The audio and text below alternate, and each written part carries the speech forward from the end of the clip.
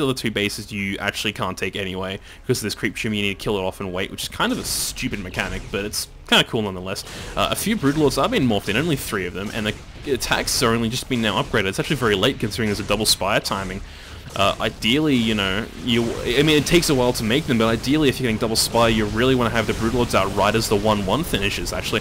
And it's a good split. Fungal growths are going out. It looks like the Zerg is actually going to crumble. There's actually not enough fungal growths here. So many units just for the Protoss player. He's just trading so well because he's not losing anything. And it looks like Fleet Beacon's almost going to finish as well. +3 attack isn't almost done, but it looks like Destiny is going to get the better of that for now. And by the better of that, I mean he's going to have the high supply. There's going to be a stronger remax from him, but it looks like RGNFuture's not going to lose his Colossi. He's just going to stay here, and now he can go and kill these Broodlords, and that's what it's going to come down to.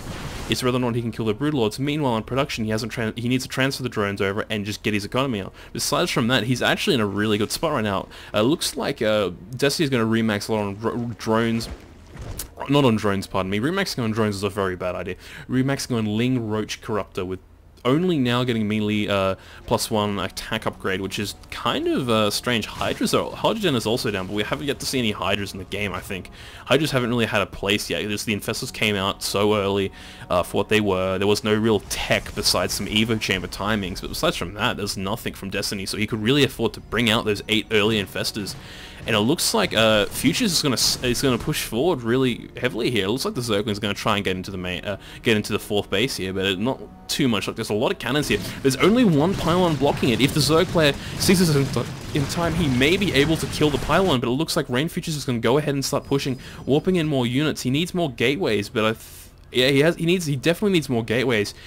He's not banking too much money because of all the tech, but a heavy gateway remax would be really nice. The Stalker's getting caught out, blinked up on the high ground, wonderful positioning for RGNFuture, except for the Colossi on the bottom here. The Colossi are going to get caught out. The Stalkers will have their blink refresh by the time they want to jump in to see the Broodlords. Remaxing on Mass Ling and Roach again by QxGDestiny. It's not looking too good for Destiny right now. He's actually going to remax his 30 or 40 supply behind, and the rally point is just walking straight into the units. Huge amounts of units coming out for RGNFuture, just more of the same units. It's this beautiful combination of Colossus Deathball with Void Ray and Stalker backup. It's just beautiful, frankly.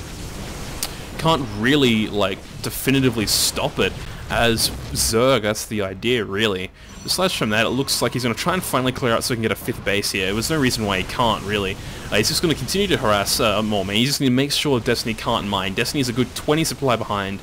He'll be behind on drones, or he'll be even on drones, just not good in this situation. Zerg definitely wants a lot of drones in this situation, or in general they want this, like, a lot of drones. The max you want to get is about 80 or 90, but it's only on 55 drones, and it looks like Destiny's going to fall behind. He's dropping to 115 supply while the Protoss stays at 147. Void Rays are attacking freely and always going to kill this Broodlords very, very easily, and it looks like RGNFuture is really pushing out ahead. I can't see RGNFuture pushing this out. However, there are some roaches coming out, and at this point I think that it's almost it, and he just needs to take his 5th base, and he just needs to remax some more. You can probably even push now and end it. Really, some really interesting play by the Protoss player. I mean, opening with double Stargate Void Ray, he didn't even get Warp Gate tech. He just went for it, and it actually worked out surprisingly well. It forced Destiny's hand, but it looks like we might see one final engagement here. One Hydra has been built, though. Actually, no, here's a few more. There's 4 or 5. I think he has acknowledged that he needs to build Hydras, but the Colossus are just destroying the Hydras anyway. But at the same time, Hydras are so good versus Stalker,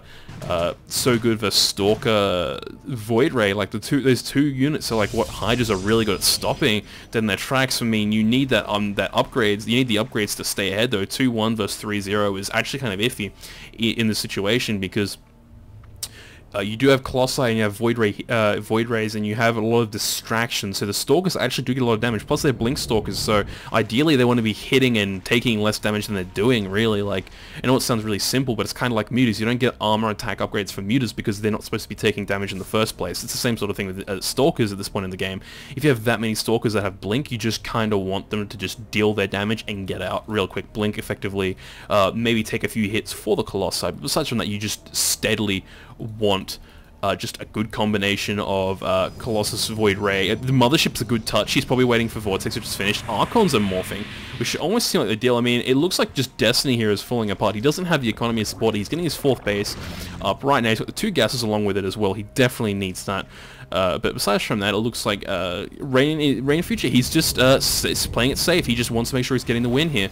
His ball of units is just amazing, but a few fungal growths actually could really do a lot of damage against this. It's a very, like, ball-centric unit. Even getting carriers at insult into injury, that's one of the last times you'll ever see carriers, in my opinion, because carriers just aren't used at all. I mean, they're not bad units, especially in PvZ, and PvT they have had their worth at times. Some people have opted to use them. The MC vs Jinra games comes to mind, but aside from that, I mean, we don't typically see them. I mean, there are some players who do funky stuff like Kiwikaki, who like optimizes the sort of play a lot, but besides from that, it's actually fairly rare to see this sort of play. But it looks like Future's just going to check if there's an expansion up there, maybe get some siding for this siding, and he's going to move up. He's going to get really good position here. The Archons and the Void Rays and the Colossi are going to be in the front. Looks like the Stalkers are going to be in the back, kind of, but he's going to just work on getting up this ramp and probably killing this fourth expansion off real quickly. And it looks like he's just going to trade here, and he's going to be okay with it. Roach Hydra Broodlord is going to do a lot of damage here.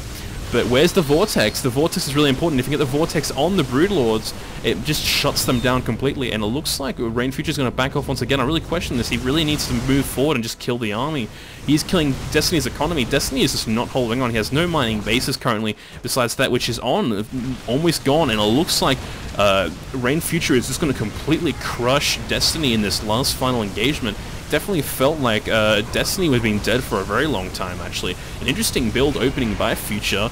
Quite amazing. There goes the Vortex, just capturing the Broodlords or various units, and it looks like that should be the end of it. And Destiny leaves without the GG. Kind of unfortunate, but you know, it's a very tilt game. Like, you know, you just wouldn't expect that in Destiny's position. That's just how it works. You expect a gateway push, you know, or you expect like a Zealot Void Ray +1 time, which in Control and in Team EG are really specializing in very much. But you don't expect, you know, no gateway just double Void Rays really quickly. That's just something you don't see. And I think that really took them off guard. I mean, the 8 Infestors were a bit of an overreaction. I mean, even if they are a good investment, there was nothing to really stop anything after that. It felt like Destiny definitely tried to tech too hard too as well. I don't think you should ever really get, in this situation, if you do see double stack, I don't think you should ever really get the Broodlords. It just feels wrong. In any case, I've been rambling for a bit long. That was a game between QxGDestiny and RGNFuture. Thank you for listening.